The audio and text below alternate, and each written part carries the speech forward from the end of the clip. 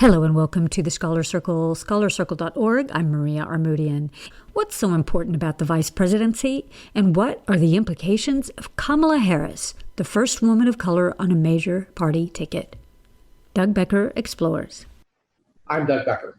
Joe Biden, the presumed Democratic nominee for President of the United States, has chosen Senator Kamala Harris of California to run with him on the national ticket as vice president. Harris is the first woman of color to run on a major party national ticket in the United States. On today's show, we will explore the impact of a vice presidential candidate on the success of the national ticket. We will explore the impact of this choice on Joe Biden's chances to win the 2020 election. And we will broadly examine the role of the vice president, both electorally and within the governance of the presidency. Our guests today are Jeremi Suri, professor in the Department of History and the LBJ School of Public Affairs. He holds the Mack Brown Distinguished Chair for Leadership in Global Affairs at the University of Texas at Austin. He is the author of The Impossible Presidency, The Rise and Fall of America's Highest Office. And Arthur Auerbach, Associate Professor of Political Science at the University of Southern California. He is the author of The Dividing Line on Capital Punishment. So Professor Suri, I'll start with you. This is a historic selection. How important is the history behind this selection? I think the history behind this election is absolutely crucial in three ways. First, vice presidents are generally chosen to convey to the voting public, at least in the modern American political setting, someone who is ready to take over, to be a heartbeat away, we like to say. And so what you want to convey when you're choosing a vice president, if you're in Joe Biden's position, is someone who looks like they could be a president.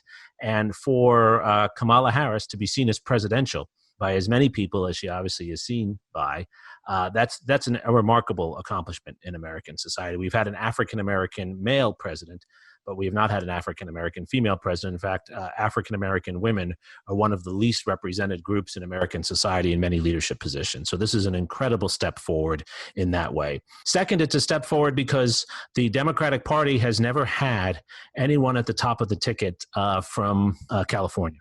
We've had presidents from California, but they've been on the Republican side, Richard Nixon and Ronald Reagan. The traditional home of Democratic politics has been the Midwest and the Northeast, and with the one exception of Texas and Lyndon Johnson, it's pretty much been other regions of the country. This shows that the Democratic Party with Kamala Harris is now firmly situated in California. We kind of knew that already, but this really puts a stamp on that. We can expect to see more national candidates from California coming out of this. And then third and finally, I think what's very significant about Kamala Harris in this moment is that she is so much younger than the presidential candidate, and there's a very high likelihood that she will be an active participant in Joe Biden's administration if elected. And so we're looking at someone who's going to have policy influence. We can imagine that she'll have policy influence around race issues, around criminal justice issues, and around issues regarding foreign policy as well. So her policy positions matter a lot more than they have for other vice presidential candidates in the past.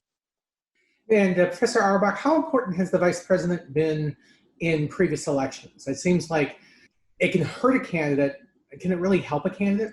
Yeah, that's exactly what I was going to say. You know, the vice presidency selection does tend to be one that you're certainly not going to win based on who you pick, but you absolutely could lose if you just look at McCain, Palin as a perfect example. That was such a selection that came out of left field, and I think people really started to associate that particular vice president selection with a lack of judgment.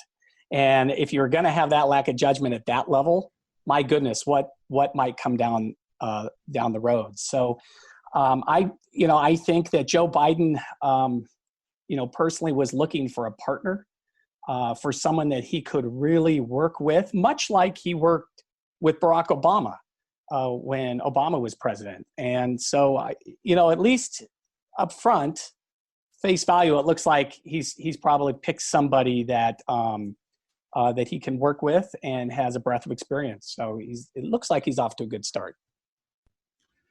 So, Professor Suri, it seems like if there was one constituency that Joe Biden could count on voting for him, it was Black women. So the fact that he's chosen a Black woman as his running mate seems to reinforce this constituency that really was already in his in his corner. Was that a bit of a mistake in that he's reaching out to people who already had their vote? So I think historically there have been two philosophies on choosing a vice president with any electoral hopes attached to that, because as Art said, quite often vice presidents can only hurt you, not help you. But if you're trying to get an electoral boost by one you choose, you either choose someone who reaches out to a community you have not been able to reach out to. I think this is what John McCain was trying to do with Sarah Palin, reaching out to the far right of the party. Or you choose someone who is actually in the heart of your base of support to assure that your supporters come out for you. And I think that's the position that Joe Biden has taken. And I would argue historically that's generally what's worked best. Few people are convinced, as Art already implied. I can think of only one case, 1960 with Lyndon Johnson, where you can point to a constituency that might have come out to vote for a candidate, for John F. Kennedy, because of a particular person on the vice presidential slot.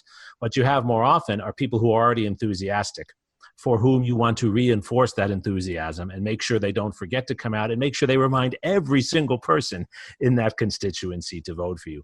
Part of Joe Biden's strategy is to make sure that he really maximizes the minority vote. He's running against a president who he perceives and will argue is hostile to minorities. And so every minority vote, particularly in states like Texas that have traditionally been Republican states that now look like they might flip, he's hoping that someone like Kamala Harris will inspire more of those voters who already don't like Trump to now come out and vote for him. So it was probably a wise choice in that sense. It's hard to imagine the alternative working, where if he chose someone who was far removed and far different from himself, it's hard to imagine that that would actually win people over. This had to have been one of the least surprising vice presidential choices. I know most of us had speculated, even at the time when she was running, she was asked about whether she was going to be on the ticket. It seems to signal something about the Biden campaign, which is no surprises here. He's been playing very safe, and this selection seems to be a fairly safe selection. First, do you agree? And second, what does that mean about the campaign? I certainly agree. I think what it tells you about Joe Biden now and historically is that he's a very politically savvy politician. He was not about to stick his neck out and make a selection that could in any way frame him for what he really is, which is a centrist. And I think that he certainly could have gone down the road of taking someone more progressive to placate the Bernieites out there. He chose not to. And I think he chose not to because that's not who Joe Biden is. Like it or not, that's not who he is. He is a left-leaning moderate, and I think he was looking for a left-leaning partner, and he got it with Kamala Harris. There were other choices available. If he was looking for, obviously he was looking for a female. He set that out early. If he was talking about a person of color, there were other well-qualified female women of color, from Florida, from Georgia, from other states that, could come into play when you're talking about the election in November. But I think what he did personally is he just dug down deep and said, who can I really work with and who's going to be on the same page with me so we can move this country forward. So some people aren't happy with that. Some people just think he should have gone more left. But at the end of the day, the candidates move out to the extremes in the primary and they move back to the middle on the general, and that's exactly what Joe Biden did. Yeah, Jeremy, as a response. I agree 100%. I just wanted to emphasize that even though this might have been the obvious choice, it was still a courageous choice. And I'm not saying that because of Kamala Harris's politics per se. I'm saying that because of who she is. There's always that variable as to what people will do when they actually vote. And what Donald Trump proved in 2016 is there's still a lot of racism out there.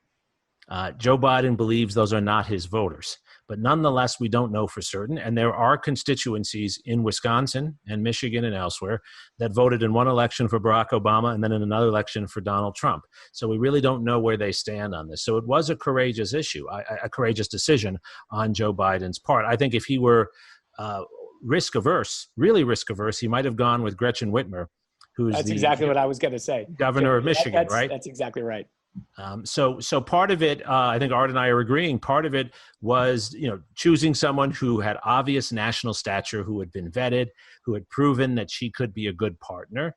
But part of it was also recognizing that it was time to take this leap, to go into this new space and put an African-American woman or an Indian, Jamaican-American woman on the ticket, to put immigration front and center, to put birtherism out there again. We've seen that already, this false claim about her not being a citizen, to subject oneself to that for the purposes of, I think, serving a larger political agenda that Joe Biden represents. Now, Jeremy made this reference. I want to ask you, Art, as well.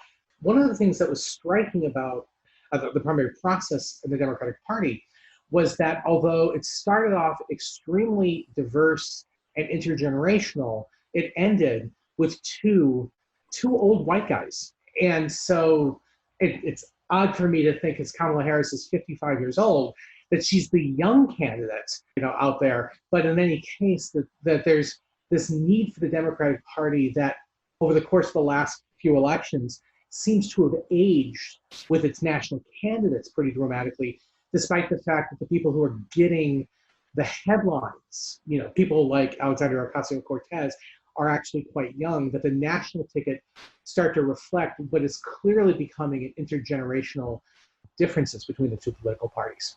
I think it's a moment in time. And what I mean by that is I think we're at a time where it's sort of feast and famine. We don't have a lot of, we have people on the ends. We've got, the older folks. You've got a bunch of, young aspiring Dems and Republicans for that matter that are coming up. But there aren't a lot of sort of that mid-range. And I think that's where we're at. Politics is very cyclical. I think that, 4 years from now, the field might look, distinctly different. The other thing I would suggest is that I think the Democratic machine, for lack of a better word, was not going to be really comfortable with sort of sticking their neck out with someone who was young, like, pick your favorite one. But I think that they just wanted to go with the tried and the true. And that's Joe Biden. Is he old? Absolutely. Look, every candidate has warts. Kamala Harris has issues that she's going to have to battle through, being, when she was a DA, when she was a state AG, even as a U.S. senator, and no politician gets to this level without having blemishes along the way. But I think she'll probably be able to fight through those pretty well.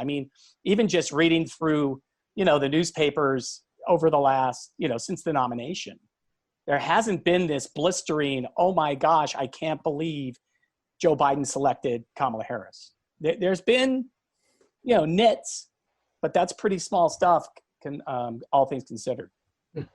Yeah, Jeremy.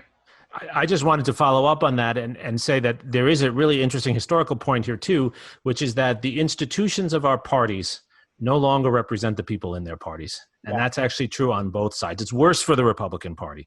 And I'm not saying that for ideological reasons. I'm saying that because you see in all surveys how the elected leadership is way out of the mainstream on issues of like economic issues, on the coronavirus, from where mainstream Republican voters are. It's true to some extent within the Democratic Party. We have party machinery, and we have a machinery of government that's built around raising money and built around seniority in ways that crowd out younger voices.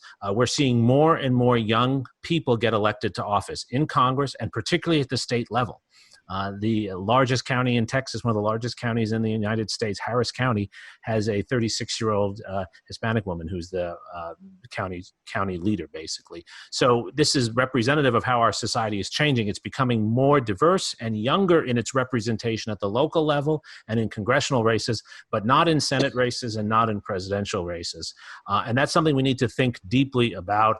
I hope that's something actually that Kamala Harris herself will talk about. She has an argument to make that she had a disproportionately difficult road ahead of her during the primaries because they start out in New Hampshire and Iowa. And she's running as a candidate from California, from a diverse background. The deck was stacked against her from the start. Absolutely. Now, Art, one of the highest profile moments in the debates was when Kamala Harris challenged Joe Biden in his position on busing and segregation. There's been a lot of conversation about, what does this mean? Is this going to play a role, this rift at all in the general election? And if so, what would be the best way to try to build a bridge to try to make that more of a positive rather than necessarily a negative for the Democratic ticket? I personally have never seen that as a negative. Kamala Harris was trying to get the nomination. You don't get the nomination by being a nice guy or a nice woman, as the case may be. Kamala is a competitor. Joe's a competitor. They were all up there, and they weren't up there just the two of them. They were up there with, I don't know how many different candidates. It was like 12 people and 3 different days. And you had to distinguish yourself. And the only way you can really do that, I think, is to dig in where there's a wedge opportunity to sort of separate yourself out from the front runner. And it was an inroad. Some people called it, sort of a cheap shot. And I never saw it as that. I thought that she was trying to demonstrate, her differences against Joe. Does that become a liability in the long run? No, I don't think so. It's a primary.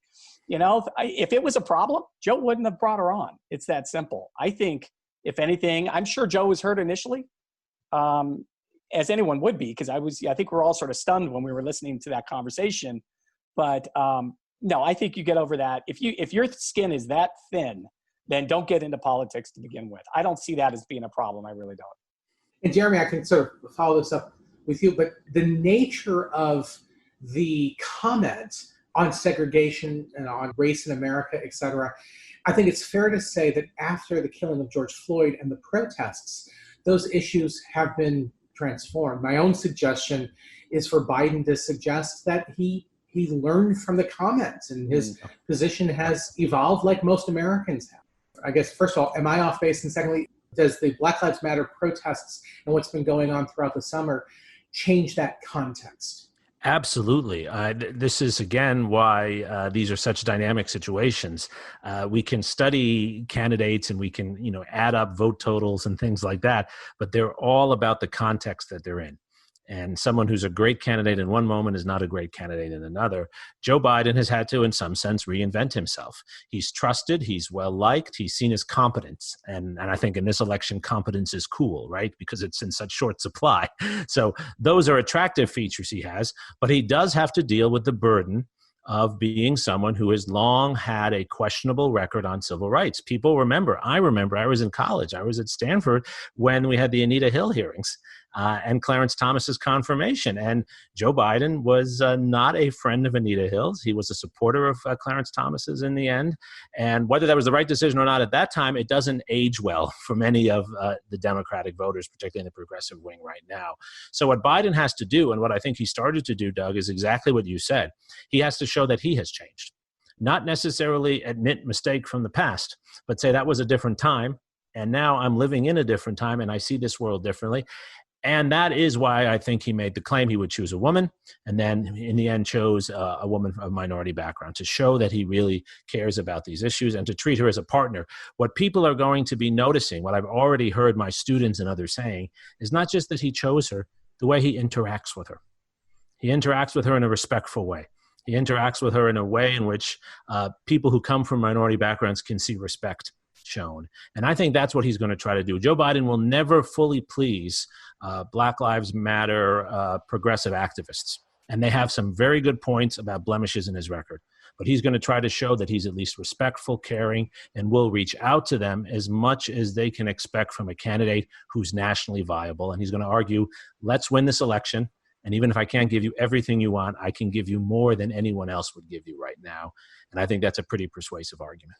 And oh, by the way, look at who I'm running against in his track record on race issues. I mean, no one's perfect. And I'm sure Joe would be the first one to suggest he's not. But my goodness, you certainly could not put Joe Biden in the same camp as Donald Trump.